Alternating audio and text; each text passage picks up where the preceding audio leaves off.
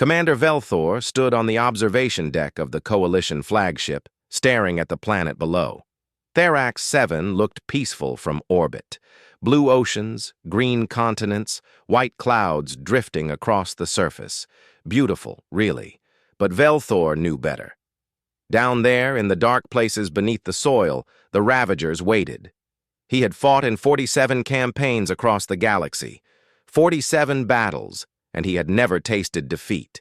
His people, the Mantarians, were born warriors, tall, powerful, with armored skin that could stop most projectile weapons.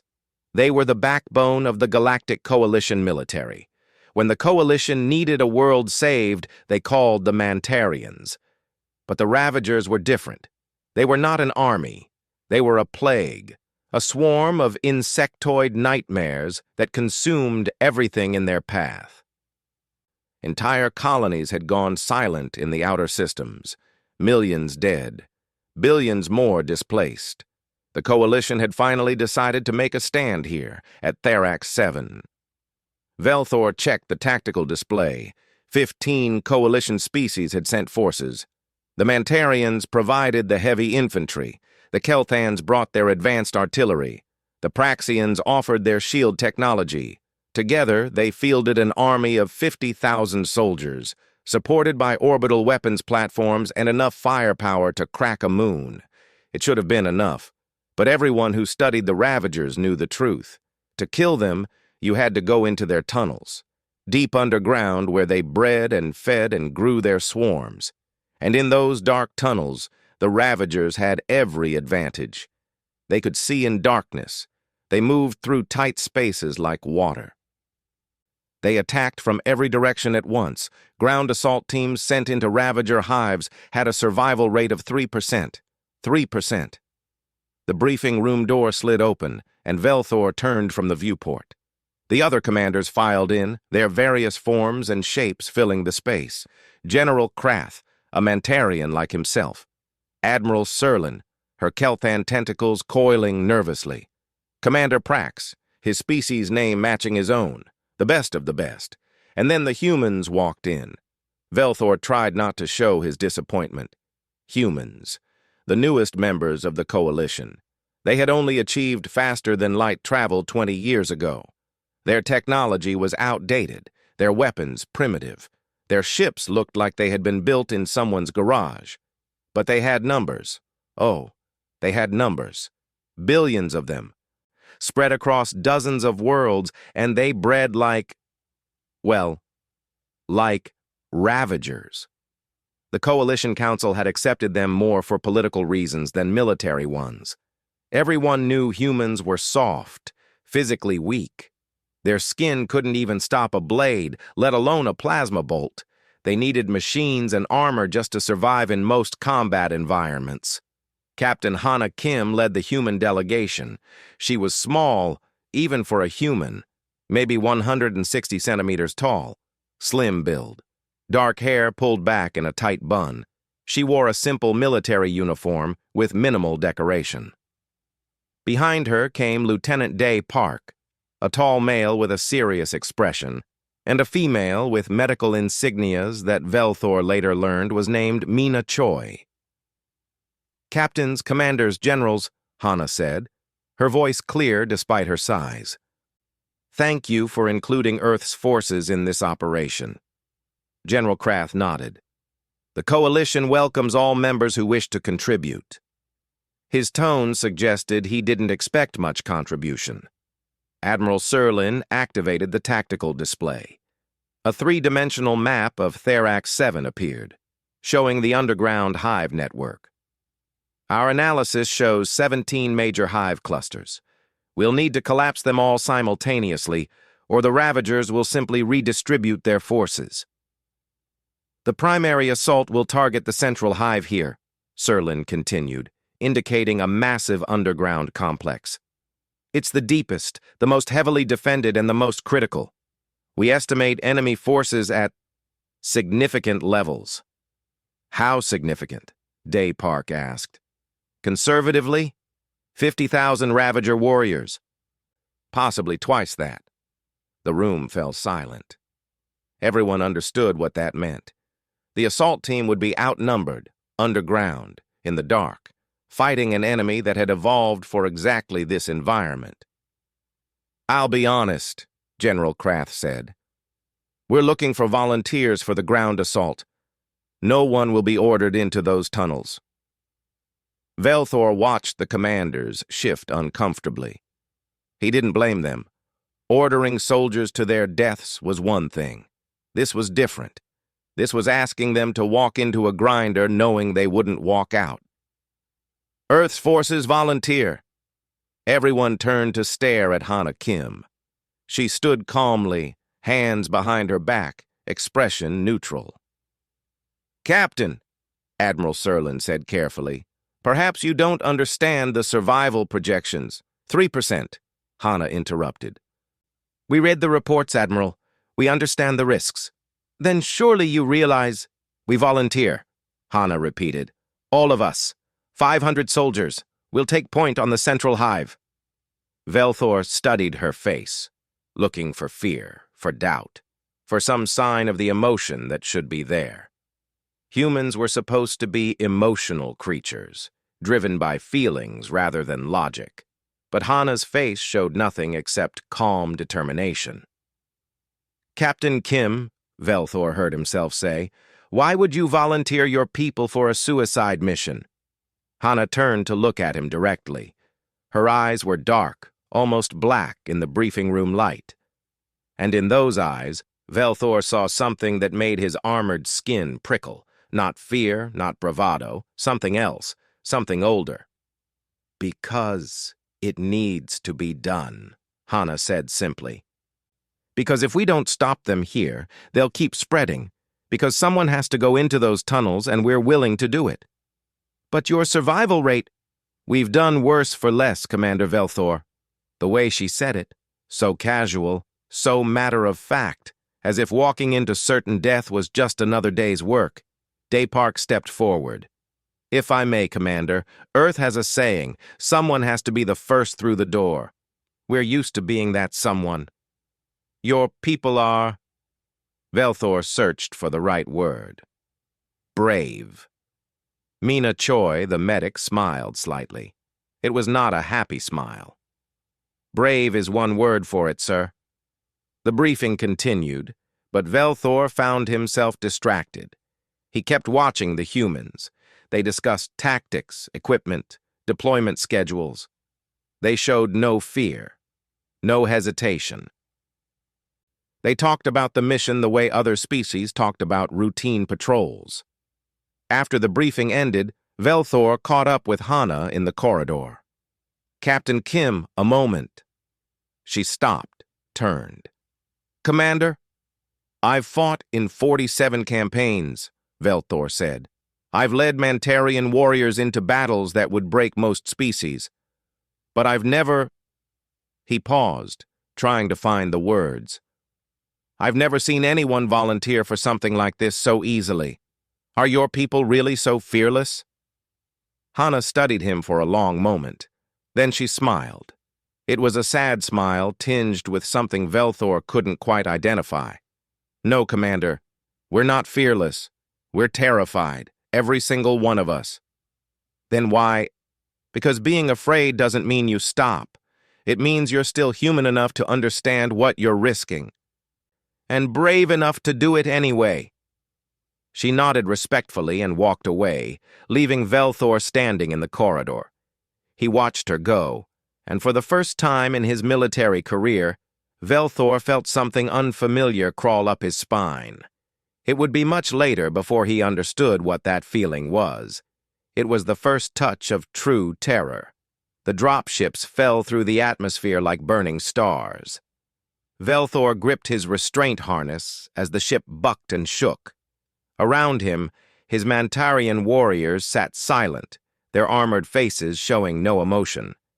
They were professionals. They had done this hundreds of times. Through the viewport, he could see the other ships, dozens of them, streaking toward the surface. The orbital platforms had bombarded the landing zone for 3 hours, turning the ground into scorched glass. It should have been clear. It wasn't. The Ravagers came out of the ground like a wave. The sensors hadn't detected them. They had been waiting, buried just deep enough to avoid the bombardment. Now they swarmed upward, a living carpet of chitin and claws and snapping mandibles. The first dropship exploded before it even touched ground. Velthor watched it tear apart, bodies and debris scattering across the sky. Then the second. Then the third. "Evasive maneuvers!" the pilot screamed. Their ship twisted hard to the left. Velthor's harness cut into his shoulders. Someone behind him was praying in Kelthan. The ship's guns opened up, tearing into the swarm below, but for every Ravager that fell, 10 more appeared. They hit the ground hard. The impact would have killed a human, but Mantarian physiology could handle it. Velthor's harness released automatically. "Out! Everyone out!" The rear hatch dropped. Velthor charged down the ramp, his plasma rifle already firing. The world outside was chaos, smoke and fire and the screaming of dying soldiers, Ravagers everywhere, their bodies dark against the scorched earth. A Ravager leaped at him. Velthor's training took over. He shot it midair, the plasma bolt punching through its thorax. It fell, but 3 more took its place. His warriors formed up around him, creating a defensive perimeter. Good soldiers, good discipline, but the coalition forces were being slaughtered. Velthor's tactical display showed the horror in real numbers. 40% casualties within the first 2 minutes. 40%. Ships still burning. Units scattered. The carefully planned assault had turned into a desperate scramble for survival. "All units, fall back to the landing zone!" General Krath's voice came through the comm. "Repeat, fall back! We're calling an extraction!" Velthor wanted to argue, but he couldn't. The general was right. This wasn't a battle. It was a massacre. They needed to retreat, regroup, try a different approach. "You heard the general," Velthor called to his warriors. "Fighting retreat, maintain formation." They began to pull back, step by step, firing constantly. The Ravagers pressed forward, fearless, endless. Velthor saw a Kelthan officer torn apart. A Praxian warrior pulled underground, screaming. The coalition army was breaking. And then he heard something impossible. Laughter. Human laughter. Velthor turned and saw them. The humans had landed on the far flank. Their dropships were burning like everyone else's. Their casualties must have been terrible. But instead of retreating, they were advancing, straight into the swarm. "What are they doing?" one of his warriors asked. Velthor didn't have an answer. He could only watch. The humans moved in tight squads, their primitive kinetic weapons chattering endlessly. A large male human carried a massive rotary gun, the kind that normally required a vehicle mount. He was laughing as he fired, the weapon tearing Ravagers apart in a spray of chitin and ichor. "Sung, left flank!" a voice called out. The big human, Sung Quan, Velthor remembered, pivoted smoothly and hosed down a cluster of Ravagers trying to flank them.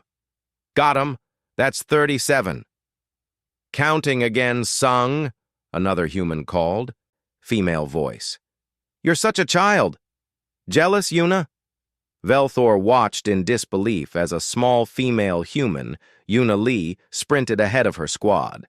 She moved like water, sliding under a Ravager's strike, rolling past another, coming up firing. Her squad followed, using her reconnaissance to guide their advance. "All units, this is Captain Kim," Hana's voice came through the general comm channel. "Human forces are proceeding with the mission. We're going into the hive." "Captain Kim, belay that order," General Krath responded. "We're evacuating." "Acknowledged, General. Earth forces will continue alone. Kim out." Just like that. No argument, no hesitation. They simply chose to keep fighting. Velthor found himself moving toward the human position. He didn't order his warriors to follow, but they did anyway. Perhaps they were as curious as he was, or perhaps they simply couldn't believe what they were seeing. A Ravager warrior, bigger than the others, charged at Yuna Lee. Its claws caught her left arm, shearing through the light armor like paper. Velthor expected her to fall, to scream, to retreat. She didn't. Yuna spun, transferred her rifle to her right hand, and shot the Ravager point blank. It collapsed. She kicked the body aside and kept moving, her severed arm hanging by a thread of tissue and armor straps. "Yuna, you're hit!" someone called. "I noticed," she replied calmly. "Mina, I'm going to need a tourniquet when there's time." "Copy that," a female voice replied. The medic, Mina Choi. "Try not to lose any more pieces. I'm running low on bandages." Yuna laughed. Actually laughed, with her arm half severed. Velthor reached the human position. A male human with engineering insignias, Tai-O, was setting charges on what looked like a Ravager tunnel entrance. He worked quickly, efficiently, ignoring the battle raging around him. "What are you doing?" Velthor demanded. Tay looked up, surprised. "Blowing an entrance, sir. We need to get underground." "Your captain was ordered to retreat." "Yes, sir. She declined. We're going into the hive." "You'll all die down there," Tay shrugged. "Probably. But the mission is to destroy the hives, so that's what we're doing." He finished setting the charge and stood up. "You should step back, sir. This is going to be loud." The charge detonated, collapsing the tunnel entrance and revealing a dark shaft leading down. Immediately, Ravagers began swarming up from below. The humans poured fire into the opening, the muzzle flashes lighting the darkness like lightning.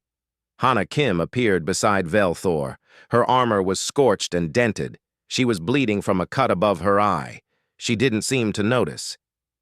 "Commander Velthor, are you joining us?" "This is insane," Velthor said. "Look at your casualties." Hana glanced at her tactical display. 63%. Yes, it's bad. Bad? Your force is being destroyed. "Yes, sir. That's why we need to move quickly. Sung, how's our ammunition?" 40% remaining, Sung called back, still firing his massive weapon. 42, 43.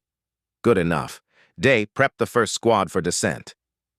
Day Park moved to the tunnel entrance. He was bleeding too, Velthor noticed, a deep gash across his ribs. He moved like it didn't matter. "Captain Kim," Velthor tried again. "Why are you doing this?" Hana turned to look at him. Her dark eyes were calm, too calm. "Because it's the mission, Commander." "But you're all going to die." "Yes, sir. Probably." "Then why—" "Commander," Hana interrupted gently, "humans don't have what you have. We don't have armored skin. We don't have neural dampeners. We don't have natural weapons. When we get hurt, we feel all of it. Every cut, every break, every burn, all of it." She gestured at Yuna, who was directing fire with her one good arm while Mina worked on the tourniquet. Yuna feels that arm. Every nerve is screaming at her brain to stop, to run, to hide. But she doesn't, because she's human. "That's not brave," Velthor said. "That's insane." Hana smiled. "Yes, from your perspective, I suppose it is." She checked her rifle. "We call it necessary." "First squad, down," Day called. 4 humans dropped into the shaft, their lights disappearing into darkness. Almost immediately, Velthor heard gunfire echoing up from below. Yuna finally fell back to Mina's position. The medic had her arm off completely now, sealing the stump with a medical torch. Yuna gritted her teeth but didn't make a sound. "You're done, Yuna," Mina said. "Like hell I am." Yuna stood up, tested her balance. "Give me a pistol." "I need to finish the mission." Yuna took a pistol from Mina's belt. "I can still shoot. I can still see. I'm going down." Velthor felt something cold settle in his chest. These weren't warriors. Warriors knew when to retreat. Warriors had survival instincts. These were something else. "Second squad, down," Day called. More humans disappeared into the tunnel. More gunfire from below. Sung Quan finally ran dry on ammunition. He dropped the heavy weapon and picked up a rifle from a fallen comrade. "Sung, you're with me on third squad," Hana said. She looked at Velthor one more time. "You should go, Commander. Get your people to safety." "What about you?" "We're going to complete the mission." She turned toward the tunnel. That's what humans do. We finish what we start. Velthor watched them descend into the darkness, one squad after another into certain death. Watched them choose to die rather than retreat. And for the first time, he began to understand what true terror meant. Not the terror of facing them as enemies, the terror of being their ally. 3 days had passed since the landing, 3 days of hell. Velthor stood in the forward command post, a hastily constructed bunker on the surface. The coalition forces had established a perimeter around the hive entrance. They had stopped trying to evacuate. Not because the mission had changed, but because the humans refused to leave, and abandoning them would be...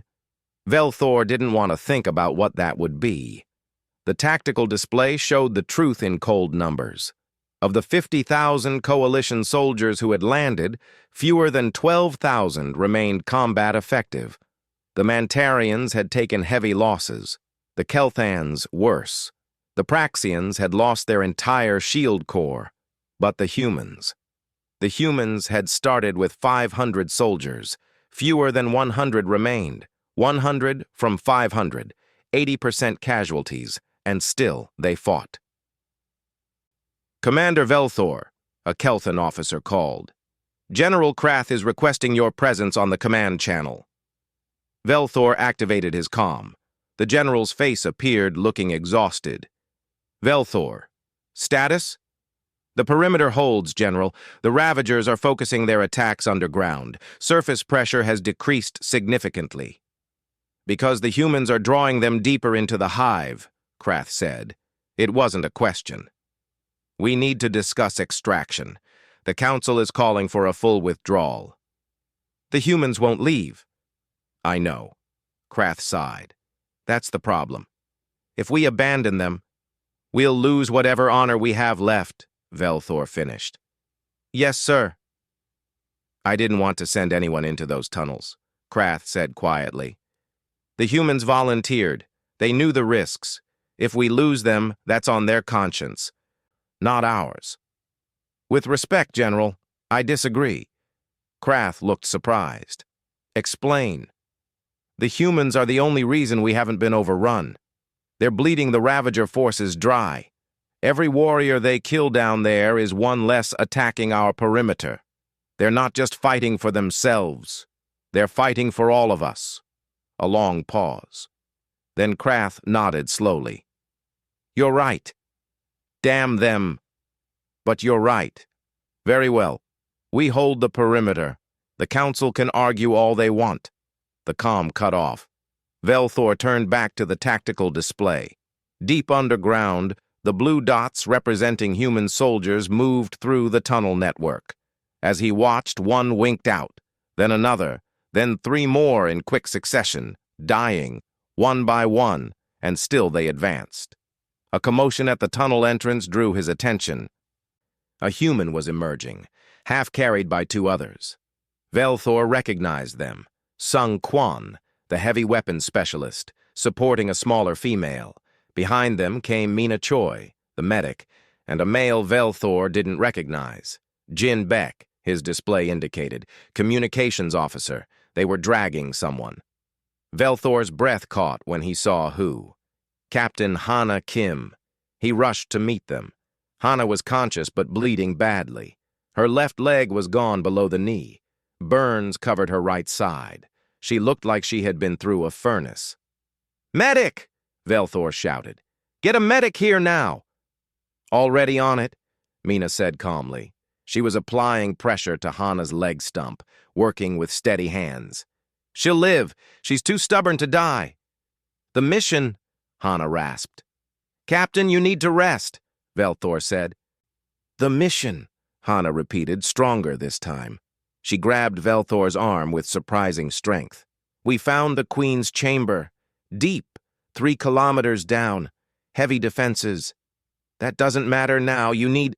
It matters, Hana interrupted. Her eyes were fierce. That's the target. Kill the Queen. Kill the hive. You've done enough, Velthor said.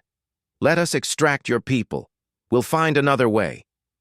There is no other way. Hana coughed, blood on her lips. Commander, we both know this. The only way to win is to finish it. Go all the way. Your people are dying down there. Yes. Hana's grip tightened. That's what we do. We die so others don't have to. Sung Quan set down the other wounded soldier and came over. Commander, the captain is right. We're close. Maybe 12 hours from the Queen's chamber. We can finish this. With how many soldiers? Velthor demanded. You have barely 100 left.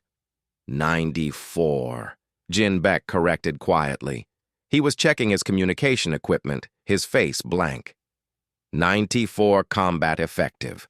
Another 20 wounded but mobile. Velthor stared at them. You can't be serious. You're talking about pushing deeper with 94 soldiers? That's 94 more than the Ravagers expect, Sung said. He smiled, but it didn't reach his eyes. They think they've won. They think we'll break. That's our advantage. A coalition medic arrived with a stretcher. They began loading Hana onto it. She fought them weakly. Day needs to know about the Queen's chamber. He's taken command down there.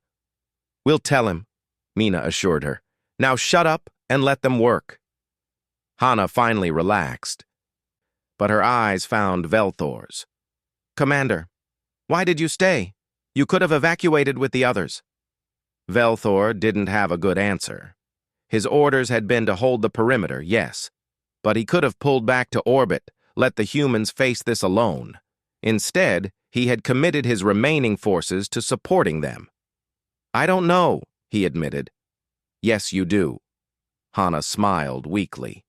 You stayed because you understand now.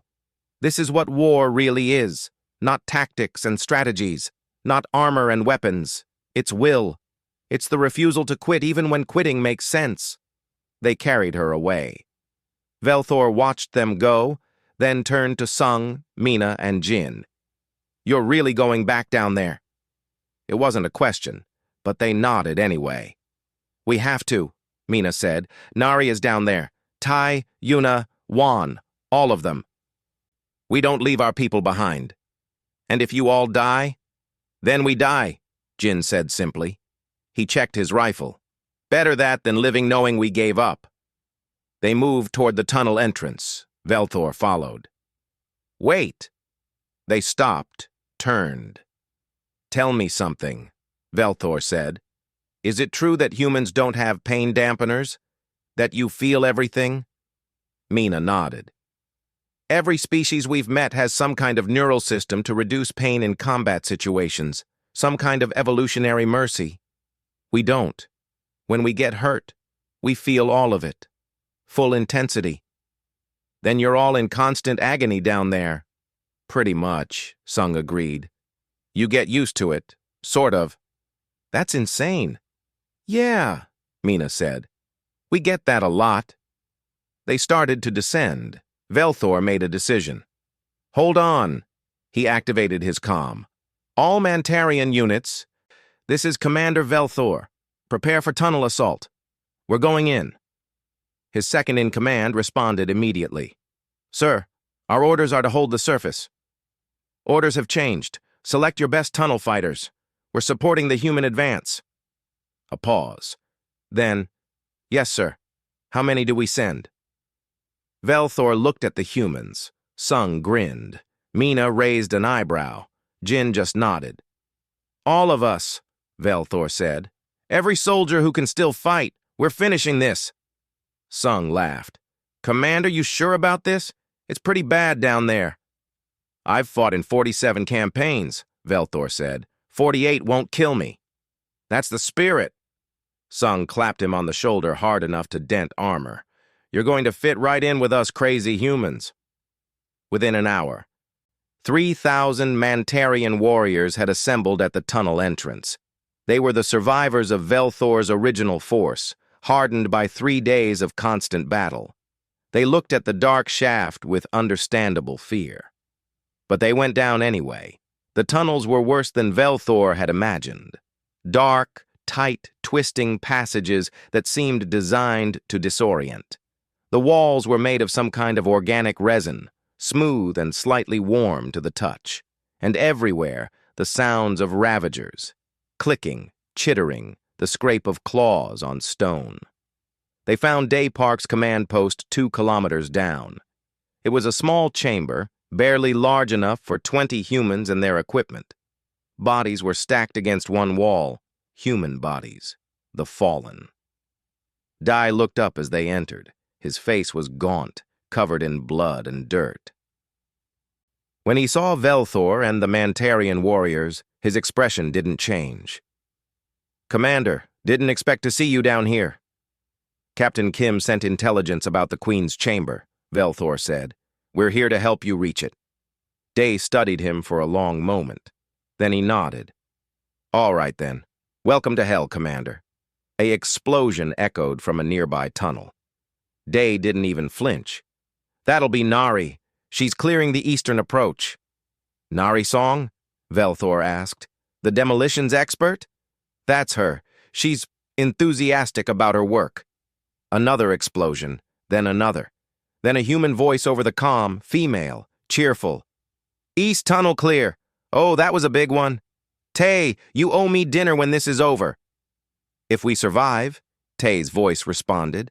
"When, not if. I'm feeling optimistic." Velthor looked at Day. "She's joking, right? Making light of the situation to maintain morale?" Day shook his head. "No, she genuinely thinks this is fun. Nari has issues, but she's the best demo expert I've ever seen." The comm crackled again. "Day, this is Juan.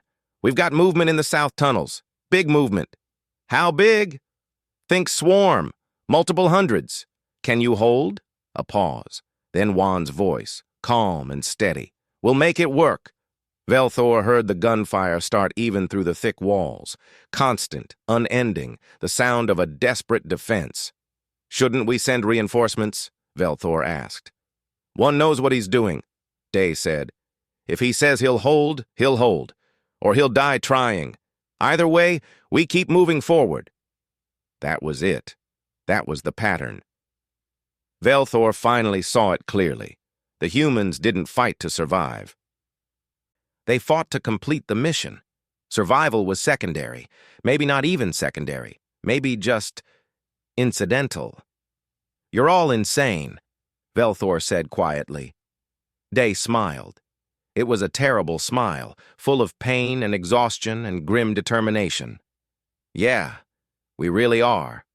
But we're your kind of insane now, Commander. You came down here with us.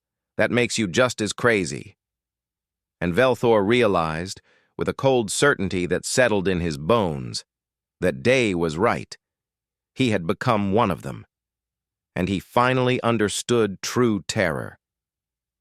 They found the Queen's chamber on the 5th day. 5 days underground. 5 days of constant fighting in the dark. 5 days of watching soldiers die in tunnels too small to properly defend. Velthor had long since stopped counting his casualties. The numbers didn't matter anymore. Only the mission mattered. He understood now. Finally, he understood what drove the humans. Of the 3,000 Mantarian warriors he had led into the tunnels, fewer than 200 remained. His species, proud and strong, had been ground down to nothing. They had fought well. They had died bravely. But they had died. The humans were down to 30 soldiers. 30 from the original 500. And still they pressed forward. Velthor stood at the entrance to a massive cavern.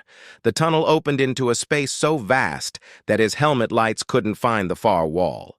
The air was thick and hot, filled with a pungent chemical smell, and in the center of the darkness, something huge was breathing. The Queen. Day Park crouched beside him, studying the cavern through a scope. "Count at least 500 warriors in there. Probably more in the shadows." "We have 230 total fighters," Velthor said. "Less than half their numbers, in their territory, fighting their queen." "Yeah, not great odds." Day lowered the scope. "But when have we ever had good odds?" Wanhan moved up beside them. The squad leader looked like death warmed over. One eye was swollen shut. His left arm hung useless at his side. but he still carried his rifle, and his remaining eye was sharp. "South entrance is sealed," Juan reported. "They can't flank us from that direction, but once we engage, every Ravager in this hive is going to come running." "How long can we hold?" Day asked. Juan considered. 5 minutes, maybe 10 if we're lucky. We need 15 to reach the Queen and set the charges. Then we'd better be lucky. A female voice cut in over the comm. "This is Bora. I'm reading massive biosignatures from the Queen. She's approximately 40 meters long, heavily armored. The weak point will be the egg sac underneath. That's where we plant the explosives." Velthor remembered Bora Shin, the scientist who had insisted on coming into the hive to study the Ravagers. She had been taking samples and readings even while fighting for her life. The humans called it multitasking. Velthor called it madness. "Bora, you're supposed to be with the wounded," Day said. "I was. They're dead now. Ravagers broke through the medical station 20 minutes ago." Just like that. Clinical. Emotionless. Her patients had been slaughtered, and she reported it like a weather update. "Did anyone make it out?" One asked quietly. "Negative. Mina stayed behind to buy time for the others to evacuate. She's gone." Silence on the comm. Velthor had liked Mina Choi. The medic had been kind to his wounded warriors, treating Mantarian injuries with the same care she gave to humans. And now she was dead, torn apart by Ravagers while her patients fled. "Understood," Day said finally. His voice was steady, but Velthor could hear the pain underneath. "Mina will be remembered. All of them will be remembered." "First round is on me when we get home," someone said. Jin Bayek, probably. "You said that last time," another voice replied. Tay-O. "This time I mean it." "You said that too." Despite everything, despite the death and the horror and the impossible odds, the humans laughed. Actually laughed. Velthor wanted to scream at them, to shake them, to demand they explain how they could joke while standing at the gates of their own deaths. But he stayed silent, because he was beginning to understand. This was how they coped. This was how they stayed sane in insane situations. They laughed because the alternative was to break, and humans didn't break. They just kept going. "All right," Day said. "Everyone listen up. Here's the plan. Mantarian forces will form the main assault line. Hit them hard. Draw their attention. Human squads will use the chaos to penetrate to the Queen. Bora, you're on explosives with Tai. Set the charges and get out." "What's the extraction plan?" one of the Mantarian warriors asked. Day looked at Velthor. Velthor looked back. They both knew the truth. "There is no extraction plan," Velthor said. "We're not getting out of here." "Then why are we doing this?" the warrior demanded. Before Velthor could answer, Sung Quan spoke up. The big human had lost his heavy weapon days ago. Now he carried a simple rifle and a combat knife that looked like a sword in human hands. "Because it needs to be done," Sung said. "Because if we don't kill the Queen, she'll make more Ravagers, and they'll spread to more worlds, and more people will die. So we do it. Even if it kills us." "That's insane." "Yeah," Sung grinned. "We get that a lot." Velthor stepped forward. "Listen to me, all of you. I've commanded soldiers for 30 years. I've fought battles across the galaxy, and I've never asked anyone to do anything I wouldn't do myself. This mission will kill us, all of us. But if we succeed, we save Therax 7. We save the colonies beyond it. We save millions of lives. That's worth dying for." He paused. "The humans taught me that. They've been teaching me for 5 days now. Showing me what it means to really fight for something, not for glory, not for honor, but because it's right, because someone has to, because if not us, then who?" The cavern fell silent. Then one of the Mantarian warriors stepped forward. "I'm with you, Commander." "And I," another said. One by one, they pledged themselves. The survivors of his army, the finest warriors of the Mantarian species, choosing to die in a dark hole beneath an alien world. Because the humans had shown them what true courage looked like.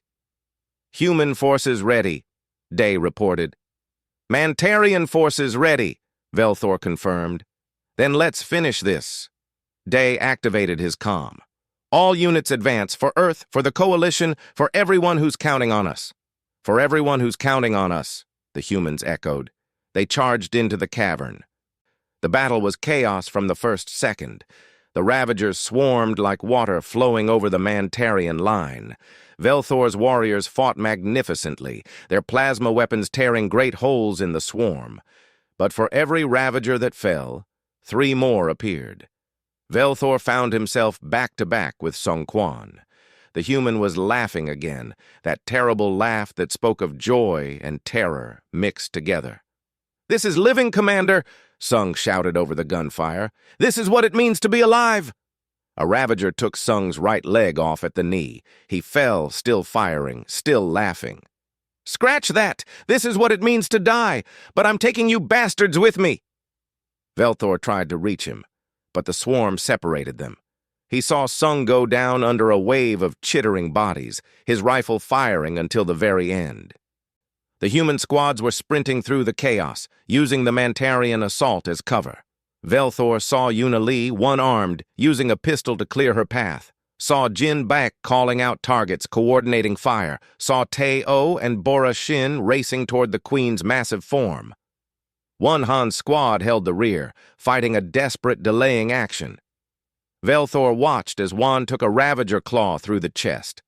The squad leader looked down at the wound, said something that might have been a curse or a prayer, and shot the Ravager in the face. Then he kept fighting, blood pouring from the hole in his armor. "Charges set!" Tae's voice on the comm. "We need 2 minutes for the detonator." "You've got one," Day responded. "Everyone, fall back! Collapse the line!" The Mantarians began to withdraw, step by step, still firing. The Ravagers sensed victory and pressed harder. Velthor saw warriors torn apart, saw heroes die in the dark, but the line held just long enough. 30 seconds, Tae called. Velthor saw the Queen finally. She was massive, her bulk filling half the cavern, and she was moving, trying to protect her egg sac, but Bora had placed the charges perfectly. There was no escape. 10 seconds! Everyone down! They hit the ground. The world turned white. The explosion was enormous. Velthor felt the shockwave slam through his body, felt the cavern shake and crack. Debris rained down. Somewhere in the chaos, he heard the Queen scream, a sound like metal tearing, like the world ending. Then silence. Velthor's ears were ringing, his armor was cracked, blood ran from his nose. But he was alive. He pulled himself to his feet. Around him, the survivors were doing the same. The Queen was dead, her massive body torn open, her egg sac destroyed. The Ravagers were fleeing, their coordination broken with their Queen's death. "Sound off," Day's voice, weak but steady. "1, still here, barely. Jin, alive. Yuna, breathing. Tae, got all my pieces. Bora, intact. Quan," a new voice. "Quan Yun." Velthor barely remembered him. "Still kicking." Sola, the medic who had replaced Mina. "I'm okay." Silence. 7 humans, 7 from 500. "Mantarian forces report," Velthor called. One by one, they answered. 127 warriors from 3,000. "We did it," Dai said quietly. "Mission complete." And Velthor realized, with crystal clarity, what true terror really meant. Not the fear of death, not the fear of pain, but the understanding that he would never be the same, that the humans had changed him fundamentally. They had shown him what it meant to fight beyond reason, beyond survival instinct, beyond every natural law that said to run and hide and live. They had shown him what it meant to be human. And that was the most terrifying thing of all. The medical bay of the Coalition flagship was quiet, too quiet. Velthor walked through the rows of beds, looking at the survivors, his warriors, the ones who had made it out of the tunnels. They looked different now, hollow, changed. They had won. Therax 7 was saved. The Ravager Queen was dead, and without her, the swarm had collapsed. The remaining Ravagers had fled deep underground or been hunted down by orbital strikes. The planet would recover. The colonies would survive. But the cost. Of 50,000 coalition soldiers, 154 remained. 3%. Exactly what the predictions had said. The numbers had been right all along. Velthor found General Krath in the command center, staring at the casualty reports. The general looked old, older than Velthor had ever seen him. "We're being called heroes," Krath said without looking up. "The council is already planning ceremonies, medals, honors for the fallen." "Does it matter?" Velthor asked. "No." Krath finally turned to face him. "No, I suppose it doesn't. The dead don't care about medals." "The humans are being given the Coalition Star," Krath continued. "All of them, even the dead, especially the dead. They earned it. They earned more than that." Krath gestured at the reports. "Do you know what I keep thinking about? 500 humans. That's all it took. 500 humans to hold the line long enough for us to complete the mission. If they had retreated when I ordered them to, we'd have lost. The Ravagers would have overrun us. Therax 7 would have fallen. But they didn't retreat. No, they didn't." Krath sat down heavily. "I've been a soldier for 40 years, Velthor. I thought I understood war. I thought I understood sacrifice. But those humans, they showed me I understood nothing." Velthor left the command center and made his way to the human medical section. It was smaller than the others. Only 7 beds. 7 humans had survived. Captain Hana Kim was in the first bed. The doctors had done their best, but the injuries were severe. Both legs gone now, her left arm. Burns covering 40% of her body. She should have been dead. By any logical medical assessment, she should have died in the tunnels. But she was awake. Her eyes tracked Velthor as he approached. "Commander, Captain Kim." Velthor pulled up a chair. "How are you feeling?" "Like I fought a Ravager Queen." A ghost of a smile. "But alive." "The doctors say you'll need months of recovery, possibly years." "That's fine. I'm patient." Velthor looked at her, this small, broken human who had led her people into hell without hesitation. "Captain, why did you volunteer?" "The truth. I need to understand." Hana was quiet for a long moment. Then she said, "Have you ever studied Earth history, Commander?" "Some. Not extensively. We're a violent species. We've been fighting each other for our entire existence. Wars over land, resources, religion, ideology. Millions dead." "Billions, maybe. We're very good at killing each other." She paused, gathering strength. "But we're also good at something else. We're good at surviving things that should kill us. Ice ages, plagues, disasters. We're persistence predators, Commander. That's what made us the dominant species on Earth. Not strength, not claws or fangs, but the simple fact that we never give up." "You chase your prey until it drops," Velthor said. "Exactly. We run marathons for fun, Commander. Humans will literally run until our bodies start breaking down just to prove we can. We climb mountains that kill us. We explore places that freeze us, burn us, crush us. And we do it because it's there. Because we can. Because we refuse to accept that anything is impossible." She looked at him with those dark eyes. "So when you asked for volunteers to go into the Ravager Hive, where survival was 3%? To us, that's not a suicide mission. That's just a hard Tuesday." "You're all insane," Velthor said, but there was no heat in it. "Yeah, we really are." Hana smiled. "But we're your insane allies now. Better than being your enemies." Velthor couldn't argue with that. He visited the other survivors. Day Park, who had lost an eye and most of his left side, but was already asking about his next assignment. One Han, who would never walk again, but was helping train coalition forces in tunnel warfare. Yuna Lee, fitted with a mechanical arm, teaching reconnaissance tactics. Jin Baek was sitting up in his bed, writing. Velthor looked over his shoulder and saw a list of names. All the humans who had died, 500 minus 7. 493 names. "What are you doing?" Velthor asked. "Making sure they're remembered," Jin said. "Every single one. Their names, their ranks, what they died doing. So no one forgets." "The Coalition will remember them." Jin looked up. "Will they? Or will they just remember the numbers?" 500 human soldiers died at Therax 7. That's what the reports will say. But they weren't numbers. They were people. Sungkwan, who laughed in battle.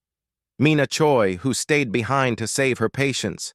Nari Song, who loved explosives too much. All of them. They deserve more than being a statistic. Velthor sat down. "Tell me about them. About the ones I didn't meet." Jin smiled. "That would take a while, Commander." "I have time." So Jin told him. About the shy engineer who played guitar. About the loud-mouthed pilot who told terrible jokes. About the medic who wrote poetry. About the soldier who was terrified of insects, but went into the hive anyway because it was the mission. About all of them. Hours later, Velthor left the medical bay. He stood at a viewport looking at Therax 7 below. Green and blue and beautiful, alive, because of the humans. "Commander Velthor?" A voice behind him. He turned to see Quan Yun, one of the 7 survivors. The human was wearing a clean uniform, but Velthor could see the bandages underneath. Quan had taken a Ravager claw through the chest. He should have been in bed. "Soldier, you should be resting." "Can't sleep." Quan came to stand beside him at the viewport. "Too quiet up here, too peaceful. Feels wrong after the tunnels." "I understand." They stood in silence for a moment. Then Quan said, "First time fighting with humans, Commander?" Velthor nodded. "Yes." "Gets easier." "Sort of." Quan smiled slightly. "My dad fought in the border wars back on Earth. He told me something when I enlisted. War doesn't make you strong. It just shows you what you already were." "Wise man." "He was." Quan's smile faded. "He also said that the only thing worse than fighting with humans is fighting against them. Because we never know when to quit. I believe that now." Quan pulled out a small flask. "Coffee. Real Earth coffee. Want some?" Velthor accepted the flask, took a sip. It was bitter and strong and somehow perfect. "Thank you." "No problem." Quan took the flask back. "You did good down there, Commander. Your warriors, too. They fought like humans." It should have been an insult. Comparing Mantarian warriors to humans, to the species everyone had considered weak and primitive. But Velthor understood now. It was the highest compliment Quan could give. "So did you," Velthor said. "You fought like Mantarians, brave and strong." Quan laughed. "I'll take it." Later that night, alone in his quarters, Velthor recorded a personal log. He had kept logs of all his campaigns. 48 now. This one would be different. "Commander Velthor, personal log, Therax 7 campaign, final entry." He paused, gathering his thoughts. "I have fought in 48 campaigns across the galaxy. I have led armies. I have conquered worlds. I thought I understood war. I thought I understood courage and sacrifice and honor. I was wrong. The humans taught me what true courage is, not the absence of fear. Not bravery in the face of danger, but the choice to continue when every rational thought says to stop. The refusal to surrender even when surrender is the logical choice. They taught me about sacrifice, not dying for glory or honor, but dying because the mission requires it. dying so others might live, dying because someone has to, and they're willing to be that someone. They taught me about terror, real terror, not fear of death or pain, but the understanding that some species, some beings, will never stop, never surrender, never accept defeat. They will drag you into hell if that's what it takes, and they'll do it with a smile. I knew true terror only when I stood in battle with humans, not as their enemy, which would be frightening enough, but as their ally, because fighting beside them means accepting their madness. Their refusal to acknowledge impossible odds, their stubborn insistence that any mission can be completed if you're willing to pay the price. And the price is always high. The humans who survived Therax 7 will never be the same. Neither will I. Neither will any of us who fought in those tunnels. We've seen what it means to truly fight. To fight beyond exhaustion, beyond pain, beyond reason itself. The Coalition calls them heroes. They are. But they're also something else, something more dangerous. They're an example, a standard. They've shown the galaxy what's possible when you refuse to quit. Captain Hana Kim asked me when the next deployment would be. She's missing 3 limbs and half her face, and she wants to know when she can fight again. That's not bravery. That's not courage. That's something beyond human understanding. Except it is human understanding. That's exactly what it is. I fought with monsters. I fought with heroes. I fought with the most terrifying species in the galaxy. And I would do it again, because now I understand. Someone has to stand in the darkness. Someone has to fight the impossible battles. Someone has to be willing to pay the ultimate price. The humans taught me that someone is us. All of us. Together. Mission complete. Therax 7 is saved, at the cost of 493 human lives and thousands more Coalition soldiers. The numbers say we won. The numbers are right. But I'll never forget the real cost. I'll never forget their faces, their names, their terrible, beautiful refusal to accept defeat. I knew true terror only when I stood in battle with humans. And I would stand with them again, because that's what soldiers do. That's what warriors do. That's what the humans taught me. We finish what we start, no matter the cost, no matter the odds. We finish it. End log. Velthor closed the recording and looked out at the stars. Somewhere out there, other threats waited, other battles, other impossible missions, and when the call came, the humans would volunteer. They always did. And he would stand beside them. Not because he had to, not because of orders or duty or honor, but because they had shown him what it truly meant to fight for something worth dying for. And that was the most terrifying, most beautiful truth he had ever learned.